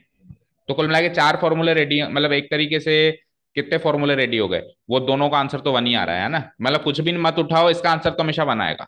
कुछ भी मत उठाओ इसका आंसर तो हमेशा क्या आएगा, वन आएगा। सारे के सारे उठा लो, सारे के सारे उठा लो तो आंसर क्या आएगा, एन फैक्टोरियल। और सारे के सारे यहां उठा लो, जब रेपिटेशन अलाउ है तो आंसर क्या आएगा, एन की power N.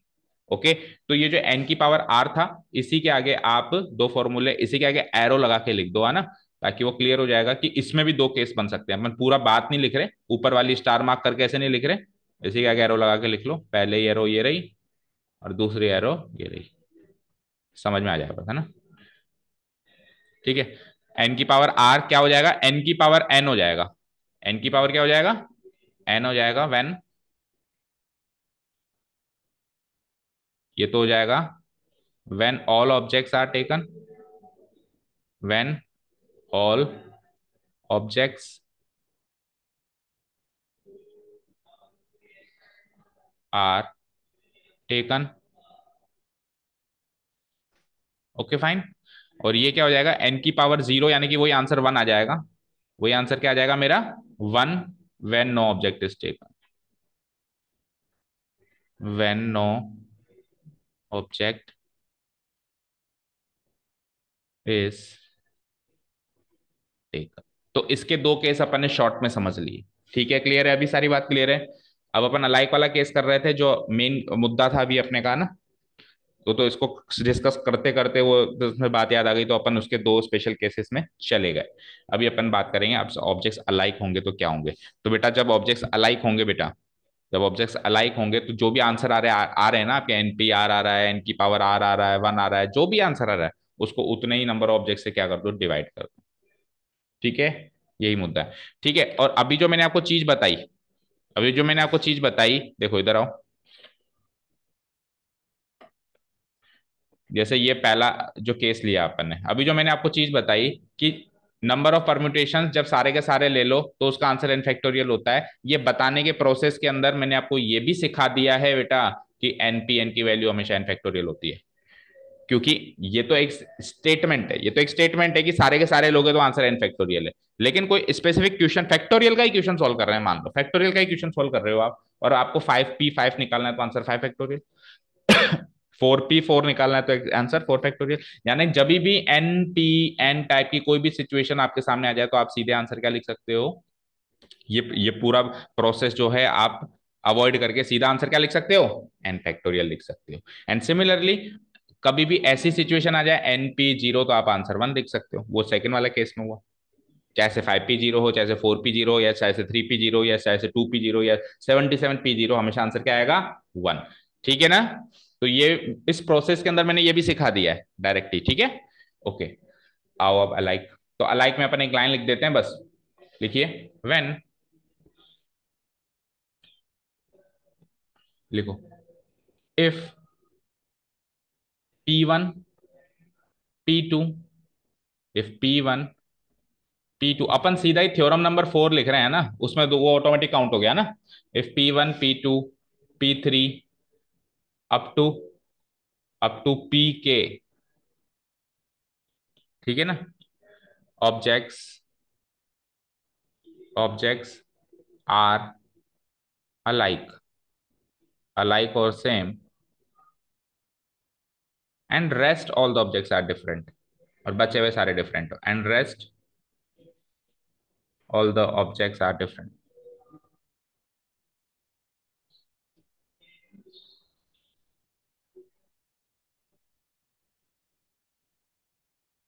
Are different. Then अब नंबर ऑफ अरेंजमेंट्स कितने होंगे ना, then we divide, we divide we divide हमारा जो भी आंसर आना होता है उसको उतने फैक्टोरियल से डिवाइड, तो when then we divide the the number of, when we divide the number of permutations, आज नहीं होगा बंद, सही हो चुका है वह। शिवम देख रहा होगा कि लाइट चली गई है ना, अभी कंटिन्यू हो रहा है, देख ले भाई। Then we divide the number of permutations by, by what, by what, P1 factorial, by P1 factorial, comma, comma P2 factorial, comma P3 factorial, and so on up to Pk factorial, जितने भी है। बस हमारा जो भी answer आना है उसको फाइनली हमको इससे डिवाइड करना है, ठीक है ना, और कुछ भी एक्स्ट्रा नया थ्योरम याद नहीं करना है, कुछ भी एक्स्ट्रा नया थ्योरम याद नहीं करना है। तो इस बेसिस पे उन चार फॉर्मूला में से एक फॉर्मूला उठा के देख लो। इस बेसिस पे मैं चार फॉर्मूला से कौन सा फॉर्मूला उठा रहा हूँ अनुष्का, कि एन में से एनी सेलेक्ट करने हैं और रेपिटेशन नॉट अलाउड है। अभी अभी मैंने आपको बताया एन में से सारे के सारे एनी सेलेक्ट करने हैं और रेपिटेशन नॉट अलाउड है, तो उसका आंसर एन फैक्टोरियल होता है, ठीक है ना। तो उस वाले केस को इस वाले केस से मर्ज कर लेते हैं, तो क्या आंसर हो जाएगा, n factorial divided by P1 factorial, P2 factorial, P3 factorial, up to P, क्योंकि बुक में भी ये वाला केस उठाया हुआ है। So so so number of permutations, permutations of n different objects, of n objects लिखो, डिफरेंट नहीं क्योंकि इसमें कुछ सेम है, of n objects,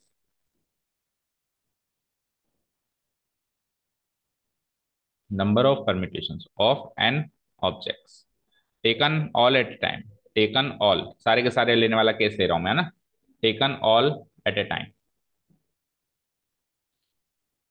all at a time, ठीक है ना। when when P1 comma P2 comma P3 up to Pk objects are same when P1 P2 P3 up to Pk objects are same equal to हो जाएगा, क्या हो जाएगा, n factorial divided bye, ठीक है ना। इधर देखो स्क्रीन पे, मान लो ये सिचुएशन ना दूं मैं, देखो इधर देखो स्क्रीन पे, ये सिचुएशन ना दूं मैं, तो इसका आंसर n फैक्टोरियल लिखोगे, मैं ऊपर बता चुका हूं। एन में से एन ही उठा रहे हो तो एनपीएन लगा रहे हो, और एनपीएन की वैल्यू डायरेक्ट मैंने याद कराई, क्या लिखो, एन फैक्टोरियल। तो इसका आंसर एन फैक्टोरियल लिख रहे हो, लेकिन अब मैंने ये सिचुएशन और दे दी, तो वन एंड थर्ड का कॉम्बिनेशन, थर्ड एंड सेकंड का कॉम्बिनेशन, कॉम्बिनेशन किसी भी चीज का ये ले सकता है, ऐसा कर लो और ऐसा कर लो, सारे के सारे अलाउ कर दे, रेपिटेशन भी अलाउ कर दे और ऑब्जेक्ट भी सेम दे दे, कुछ भी कर सकता है ना। तो उस केस में क्या कर दोगे, एन की पावर एन होता था जब रेपिटेशन अलाउ होता था, उसको डिवाइड कर दोगे P1 factorial, P2 factorial, P3 factorial, ऐसे ही करते थे ना। अभी हमने दो केस बनाया ना, एन की पावर एन का भी एन की पावर एन, और उसका आंसर तो वन ही था, ठीक है। तो एन फैक्टोरियल, अभी अपन कोई भी एक केस के को पर्टिकुलर कर रहे हैं, बाकी ऐसे कोई भी केस इस वाले केस से मर्ज हो सकता है। तो n factorial divided by P1 factorial into P2 factorial, factorial लगाओ, P2 factorial into P3 factorial into up to what, p k factorial, ठीक है। चलो अब इससे ज्यादा थ्योरी है नहीं, अब इससे ज्यादा तो बेटा प्रैक्टिस है। क्या बेटा, हाँ एग्जाम्पल बताते हैं ना, एक्सरसाइज कल ही करेंगे फिर, एग्जाम्पल करते हैं अब अपन, है ना। इसके आगे थ्योरेटिकल पार्ट सारा हो चुका है, एक्सरसाइज नंबर 7.3 में जो भी है ना। वन मोर थिंग, मैं आपको सजेस्ट करूंगा, देखो मैं बाकी चैप्टर में नहीं सजेस्ट करता हूँ, मैं कहता हूँ एनसीईआरटी कर लो, सफिशिएंट है 11th 12th के लिए, लेकिन मैं इस चैप्टर के लिए स्पेसिफिकली सजेस्ट करूंगा कि इसमें क्या है, क्वेश्चंस, नंबर ऑफ क्वेश्चंस कम है ना। जैसे 10 12 ही क्वेश्चन है एक्सरसाइज में, एग्जाम्पल्स ही हो गए। तो ये चैप्टर समझने का सबसे बेस्ट तरीका यही है कि ज्यादा से ज्यादा क्वेश्चंस करो, क्योंकि हर क्वेश्चन में नई सिचुएशन, हर क्वेश्चन में नई सिचुएशन, दिमाग को उस और दौड़ाना पड़ता है। अब वो सिचुएशन ही सामने नहीं आई तो दिमाग दौड़ा ही नहीं, दौड़ा ही नहीं, तो एक तरीके से कॉन्सेप्ट पूरा नहीं है। फॉर्मूला के नाम पे तो एक ही फॉर्मूला एनपीआर, फॉर्मूला के नाम पे तो एक ही फॉर्मूला, लेकिन मैंने क्या कहा, सिचुएशन चेंज कर देता है। जैसे ही तीसरी सिचुएशन बना दी इसने, अब बना दी तो उसको बुक में दे रखा है, हो सकता है चौथी पांचवी छठी सिचुएशन भी होती हो, उसने बुक में नहीं दी, नहीं दी तो हमारे सामने नहीं आई, सामने नहीं आई तो हमने वो चीज सीखी नहीं। तो आई विल सजेस्ट कि आर डी या आर एस जो भी आपके पास, या NCERT exemplar, at least NCERT exemplar तो आपको साइड में रखनी है, कुछ एक चैप्टर्स में तो उसके क्वेश्चन करने ही, जैसे इस चैप्टर में तो आपको एज मैनी क्वेश्चन आप करोगे उतने ही आपका कॉन्सेप्ट क्लियर होता चला जाएगा। और ये कॉन्सेप्ट बड़ा बड़ा क्रूशियल है समझने के लिए प्रोबेबिलिटी में, इस साल भी और अगले साल भी। ओके, चलो तो अपन कुछ एग्जांपल्स लेते हैं, let's take some examples from your NCERT book.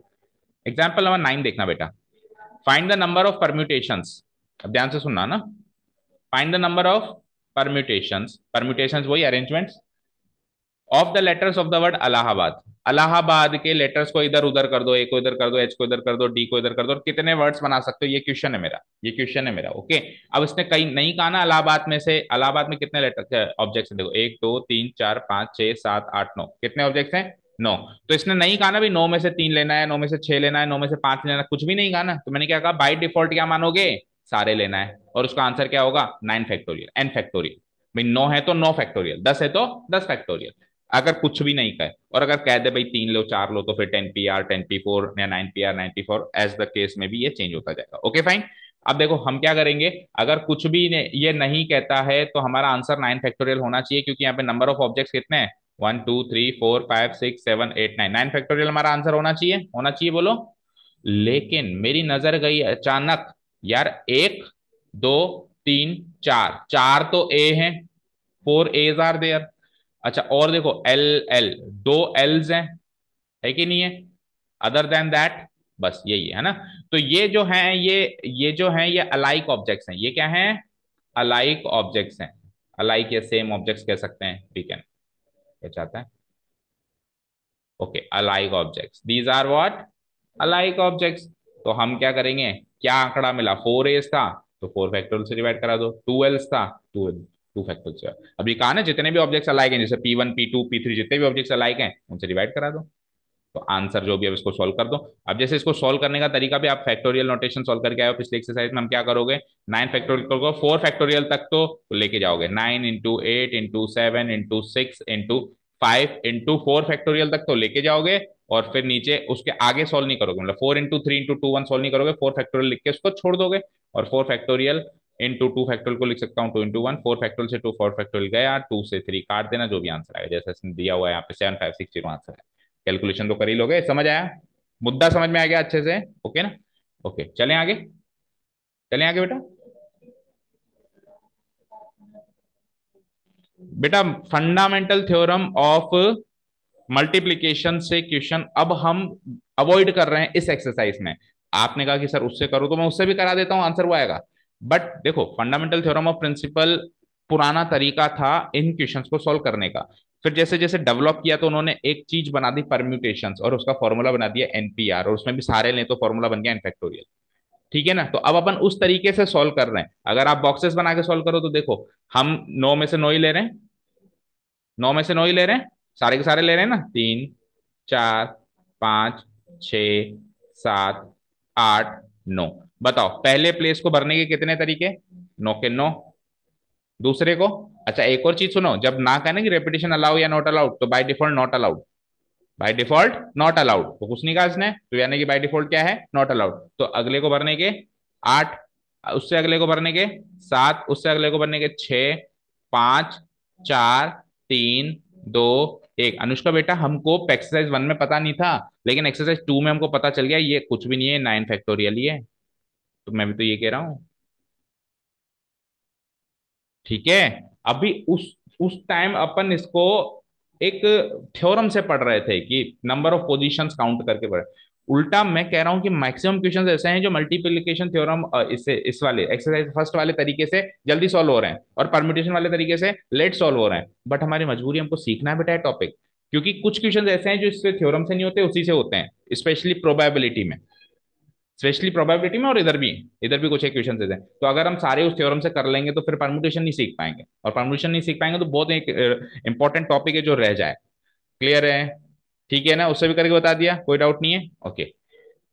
हाँ जी, अगला एग्जांपल देखो, how many 4 digit numbers can be formed by using digits 1 to 9। 1 से लेके 9 तक दुनिया में कितने डिजिट्स, कितने नंबर्स बना सकते हो, और 4 डिजिट बनाने हैं, कौन से बनाने हैं बेटा, 4 डिजिट बनाने हैं। If repetition of digits is not allowed, खुद ने ही कह दिया नॉट अलाउड, तो नॉट अलाउड वाला केस क्या होता है, एनपीआर, यही तो होता है। नॉट अलाउड वाला केस ही होता है, और अलाउड वाला केस कौन सा होता है, n⁻r। फॉर्मूला तो याद है ना, नॉट अलाउड वाला केस क्या है, NPR, और अलाउड वाला केस क्या है, n⁻r। ओके, तो NPR को फॉर्मूला, n की वैल्यू क्या है यहाँ पे, 9 डिजिट्स है मेरे पास, और उठा के देने रहे हो भैया, 4 उठा रहे हो, इसको सोल्व करोगे तो 9 फैक्टोरियल डिवाइडेड बाई 9 - 4 कितना होता है, 5 फैक्टोरियल। इसको सोल्व कर देना, आंसर आ गया, ये तो इजी था, इसमें तो अलाइक ऑब्जेक्ट्स की भी बात नहीं थी, है ना। ओके चलो आगे, question number 11, how many numbers lying between 100 and 1000 can be formed with the digits this if the repetition of digits is not allowed। अब 100 के और 1000 के बीच में, 100 के और 1000 के बीच में, ना तो 100 काउंट करना है ना 1000 काउंट करना है, इसके बीच में कितने ऐसे नंबर्स हैं जो कि बनाए जा सकते हैं, किन किन डिजिट से, 0 1 2 3 4 5। इन नंबर्स की मदद से कितने डिजिट्स हम बना सकते हैं अगर रेपिटेशन ऑफ डिजिट अलाउ ना करे। तो पहले तो मेरी नजर गई यार, 100 के और 1000 के बीच में सारे के सारे नंबर्स 3 डिजिट हैं, है कि नहीं। 100 के और 1000 के बीच में सारे के सारे नंबर्स क्या हैं, 3 डिजिट। तो मेरे पास 3 ही प्लेसेस हैं भरने के लिए, और डिजिट्स कितने हैं अवेलेबल, 1 2 3 4 5 6। तो एक तरीके से ये क्वेश्चन ये हो गया कि 6 में से 3 ऑब्जेक्ट सेलेक्ट करने, और रेपिटेशन अलाउड नहीं है यानी एनपीआर, और उसमें से एक नंबर काउंट करना बंद, मतलब छोड़ देना उसको, कौन सा, वो खुद 100, क्योंकि 100 भी सेलेक्ट हो जाएगा अगर मैं इनमें से 3 नंबर सेलेक्ट करने लगूं, तो एक सिलेक्शन, एक अरेंजमेंट तो मेरा ये भी होगा ना 100, एक सिलेक्शन तो ये भी होगा, लेकिन उसने क्या कहा था, 100 और 1000 के बीच में, तो 100 को काउंट नहीं करना है, तो वो -1 कर देंगे अपन लास्ट में, 100 को एक्सक्लूड किया है उसने। एक बार पहले 100 को काउंट करके निकाल लेते हैं। तो देखो, अब देखो मल्टीप्लीकेशन थ्योरम से करें तो बहुत आसान ही है। देखो मुझे बताओ, पहला नंबर कितने तरीकों से भर सकते हो आप, कितने डिजिट्स हैं, 1 2 3 4 5 6, 6 लिख दो, गलत बेटा, यहाँ 0 नहीं लिख सकता, तो 2 डिजिट नंबर बन जाएगा अगर जीरो लिख दिया तो, है ना। तो जीरो के अलावा 5 प्लेसेस से मैं इससे भर सकता हूँ। अगेन इसको 5 से भर सकता हूँ क्योंकि यहाँ तो जीरो भी लगा सकते हैं भाई। टोटल 6 है, 6 में से एक उधर यूज कर लिया, तो अब इसको 5 प्लेसेस से भर सकता हूँ। और अगला 4, तो 5 5 25 इंटू 4, 100 नंबर है जिसमें से एक नंबर ये काउंट करना छोड़ना है मुझे, तो 99 नंबर है ना। ये तो गया मल्टीप्लीकेशन थ्योरम के हिसाब से। अब इसको परमुटेशन वाले नजरिए से देखो, आपको लगेगा लेंदी है, पट करना पड़ेगा ना। परमुटेशन वाले नजरिए से देखो मैं, देखो हमारा आंसर क्या होता है, NPR। एन कितने, 1 2 3 4 5 6, ठीक है। 6P, R क्या है, 3। लेकिन इस 6P3 में बेटा वो नंबर्स भी काउंट हो गए जब स्टार्टिंग में जीरो था, क्योंकि 6 में से 3 सेलेक्ट कर रहे हो, बस यही तो कर रहे हो आप, 6 में से 3 उठा रहे हो। वो 3 उठाने के चक्कर में आपने एक जीरो भी तो उठा लिया। तो यानी कि इसमें से वो केसेस हटाने पड़ेंगे जब जीरो स्टार्टिंग में आ रहा है। वो केसेस हटाने पड़ेंगे कि जीरो स्टार्टिंग में आ रहा है। वो केसेस कैसे काउंट करूं, जीरो को फिक्स कर दो यहाँ पे, जीरो को यहाँ पे फिक्स कर दिया हमने, जीरो को फिक्स कर दिया भैया, तू तो फिक्स हो जा। अब ये दो प्लेसेस जो भरने हैं बस मुझे, कितने में से, 6 में से जीरो तो फिक्स हो गया, तो 5 ही बचे भाई। 6 में से जीरो तो यहाँ फिक्स हो गया, तो अब कितने नंबर्स बचे, 5। 5 में से अरेंजमेंट करना है 2 डिजिट का ही, तो 5P2। तो इसमें से आप 5P2 हटाओ, क्योंकि 5P2 वो नंबर्स हैं जब जीरो स्टार्टिंग में आ रहा है, और वो नंबर्स मुझे हटाने हैं, वो नंबर्स मुझे हटाने हैं, क्योंकि वो तो 2 डिजिट नंबर बन जाएगा। और एक -1 भी हटाना पड़ेगा लास्ट में, क्योंकि 100 को भी एक्सक्लूड कर रहा है। वो तो इधर भी हटाया था, इधर भी हटाया था, मतलब इतने पार्ट का आंसर तो 100 आएगा। और फिर -1 इधर भी किया था, माइनस, अब करके देखो आता है क्या। देखो 6P3, तो 6 फैक्टोरियल डिवाइडेड बाय 6 - 3 यानी कि 3 factorial, minus 5P2, 5 factorial divided bye 5 - 2 यानी कि 3 फैक्टोरियल, और फिर -1 तो लास्ट में करेंगे ही करेंगे, है ना। इन दोनों को सॉल्व करोगे ना बेटा, देखो इसको मैं क्या लिख सकता हूँ, इसको मैं लिख सकता हूँ, इस वाले पार्ट को कैसे लिख सकता हूँ, 6 × 5 फैक्टोरियल लिख सकता हूँ क्या, divided by 3 factorial minus 5 factorial by 3 factorial, और -1 तो करना ही है।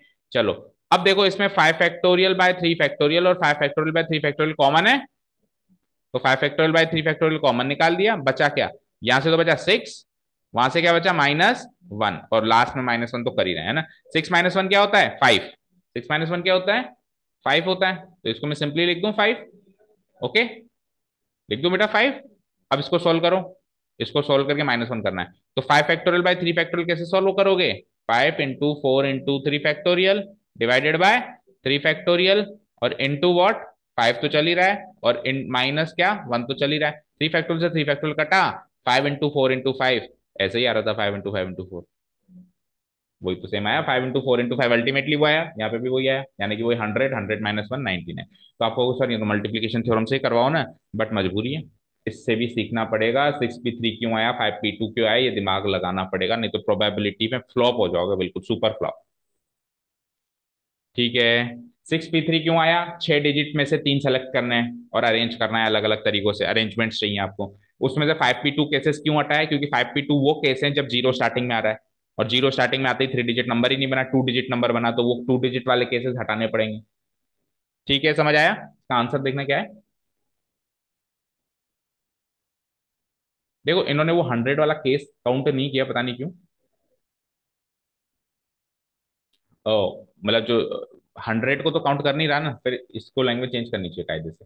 ये बिटवीन 100 एंड 1000 की जगह इसको क्या करना चाहिए, मेरे को लग ही रहा था कि पता नहीं करेगा, इसको फ्रॉम एंड टू करना चाहिए। फ्रॉम एंड टू में पता है क्या होता है, फ्रॉम एंड टू में क्या होता है, ये और ये दोनों काउंट होते हैं, तो बिटवीन में तो 100 को छोड़ना चाहिए कायदे से, बट इसने पता नहीं क्यों नहीं छोड़ा। हालांकि इसने पूरा 100 आंसर दे रखा है, वो -1 वाला केस नहीं लिया उसने, 100 को एक्सक्लूड नहीं किया है ना। चलो इस, हाँ, okay, yes yes yes yes, you are correct, फिर तो आंसर पूरा है, ये चीज पे तो दिमाग ही नहीं लगा है। 100 तो वैसे भी उन 6P3 में नहीं है भाई, हमने कहा 6P3 -5P2, तो हमको लग रहा था कि 6P3 में एक केस 100 का भी होगा, लेकिन 100 इसमें नहीं होगा, ऑब्वियस बात है नहीं होगा, सही है, फिर तो 100 आंसर है। ठीक है ना, 100 ही आंसर है, वो -1 नहीं करना है, बस यू आर करेक्ट, पकड़ लिया ना। देखो अब आपने, तो अलग अलग सिचुएशन सामने आ रही तभी चल रहा है ना दिमाग। तो एज मैनी क्वेश्चंस को जब तक सॉल्व नहीं करेंगे, दिमाग नहीं लगाएंगे, सोचेंगे नहीं, दिमाग पे जोर नहीं डालेंगे, जब तक दिमाग पे जोर नहीं डालेंगे, अंदर वाइब्रेशन नहीं होगा, ये चैप्टर तो समझ में आना ही नहीं। ठीक है ना, ओके, चलो, हो गया क्या टाइम। अब देखो ये वाले जो क्वेश्चन हैं ये बड़े आसान है, ये बड़े आसान है, यूं ही कर देंगे अपन, है ना, इनको तो अपन डायरेक्ट एक्सरसाइज में देख लेंगे। मेन तो क्वेश्चंस यही हैं अच्छे वाले, तो कौन से, how many three digit numbers are there, how many two digit. अब देखो ये वाला देख लो last, find the number of different eight letter arrangements that can be made from the letters of the word daughter.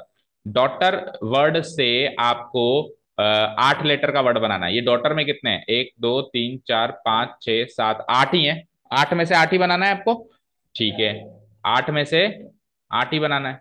चलो एक काम करो, फिर कल ही करेंगे, लेट हो रहा है तुमको, ऐसे समझ में नहीं आएगा ना, जल्दीबाजी। चलो कल अपन एक काम करेंगे, एक्सरसाइज स्टार्ट कर रहे हैं, और ये जितने भी एग्जाम्पल्स रह गए, अब ये सारे के सारे आपके एक्सरसाइज में आ जाएंगे, है ना, मतलब एक्सरसाइज में इसका पैटर्न आ जाएगा। उसके बाद आप एक काम करना, कल एक्सरसाइज करेंगे ना, एक्सरसाइज करने के बाद इन एग्जाम्पल्स पे वापस आना, अब अपने आप ही कर पाओगे ना। So tomorrow we are going to start the exercise, exercise 7.3। Thank you so much for listening to us, have a nice day, keep learning and